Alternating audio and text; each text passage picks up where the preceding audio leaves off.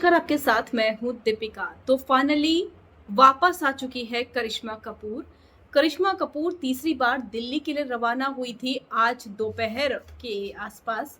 और कहा यह जा रहा था कि संजय कपूर की एक और प्रेयर मीट है, जिसमें हिस्सा लेने के लिए वो पहुंची थी सीधा दिल्ली। और ये कहा जा रहा था कि ये प्रेयर मीट कहीं और नहीं बल्कि संजय कपूर के घर में है, जिसकी जानकारी किसी को नहीं थी। सिर्फ और सिर्फ परिवार के लोग ही उस प्रेयर मीट का हिस्सा बने थे।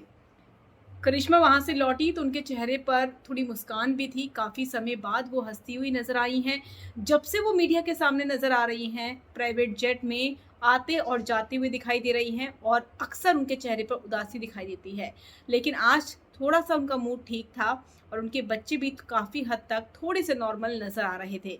चलिए आपको भी दिखाऊंगी तस्वीर। वेल, अगर आपने सब्सक्राइब नहीं किया है तो जल्दी से कर लीजिए ताकि सारी की सारी लेटेस्ट खबरें आप तक पहुंचे जल्द से जल्द।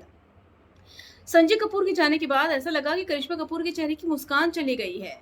रोते रोते वो बच्चों को संभाल रही थी और बच्चों के लिए उन्हें काफी ज्यादा दुख था।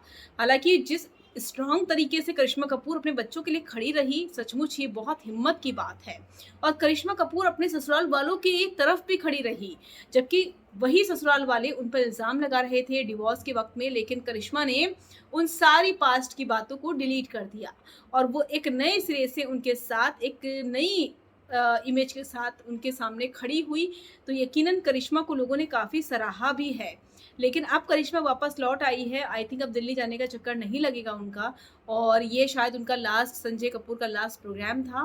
और ये कहा जा रहा था कि परिवार में ही कोई पूजा जैसा कुछ रखा गया था, जिसमें उन्होंने हिस्सा लिया और इन लॉज ने ही उनके बुलाया था, बच्चों के साथ बुलाया था। इसीलिए करिश्मा जो है दिल्ली गई और उसी शाम को वो वापस भी आ गई उस पूजा का हिस्सा बनकर, क्योंकि ये संजय कपूर की एक और प्रेयर मीट थी जो कि घर वालों के बीच में ही थी।